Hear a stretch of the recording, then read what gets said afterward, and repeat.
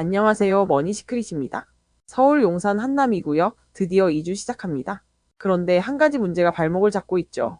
바로 627 부동산 대책으로 묶인 이주비 대출 규제. 이 재개발 사업 과연 계획대로 착공할 수 있을까요? 2일 한남 2구역 어떤 사업인가요?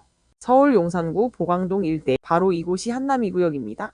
2009년 정비구역으로 지정된 이후 2012년 조합 설립, 2021년 사업 시행 계획 인가, 그리고 2024년 7월 관리 처분 계획 인가까지 마무리되며 드디어 본격 이주 절차에 들어갑니다. 위치는 용산구 보강동 272의 3일대, 총 사업 면적은 약 11만 4,582. 여기엔 지하 6층 지상 14층 총 31개 동 1,537가구가 들어설 예정입니다.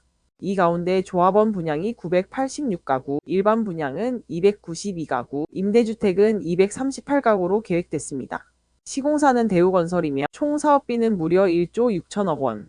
단지 내엔 도로, 공공청사, 공원, 주차장, 사회복지시설도 함께 조성될 예정입니다. 10월부터 이주 시작. 그런데 이주비가 문제? 드디어 10월부터 이주가 시작됩니다. 이주가 완료되면 철거, 착공 등 눈에 띄는 변화가 시작되겠죠. 하지만 여기서 복병이 등장합니다. 바로 627 부동산 대책으로 인한 이주비 대출 한도 제한입니다. 어떤 제한이냐면요. 무주택자는 이주비 대출 최대 6억 원, 다주택자는 0원. 즉 사실상 대출이 불가능하다는 겁니다. 이 규제는 분양을 위한 중도금 대출이 아니라 기존 집을 떠나기 위한 이주비 대출에까지 적용된다는 점에서 재개발 조합들 사이에 큰 파장을 일으키고 있습니다. 3. 사업 지연 가능성, 조합의 고민. 이주가 시작된다고 해도 실제로 돈을 빌릴 수 없어. 이사를 못하는 조합원이 많아진다면 어떻게 될까요? 그렇습니다. 철거 일정, 착공 일정, 분양 일정까지 모두 연쇄 지연될 가능성이 생깁니다. 특히 전세로 살고 있던 세입자 보증금 반환이 문제인데요.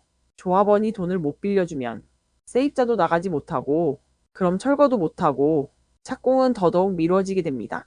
실제로 여러 재개발 구역에서 이주비 대출 제한 때문에 일정 차질이 벌어지고 있습니다. 4. 한남 2구역의 관건 속도에 달렸다. 한남 2구역은 지난 15년간 계속해서 단계를 밟아온 만큼 이번 이주 절차가 사실상 성공의 분수령입니다. 용산구는 행정적으로 최대한 지원을 약속했지만 금융 규제는 중앙정부의 몫이기에 현실적인 난관이 될 수밖에 없습니다.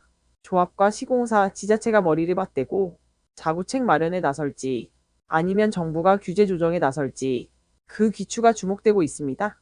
5. 마무리 시민들의 기대, 정부의 숙제. 한남 2구역은 단순한 재개발이 아닙니다.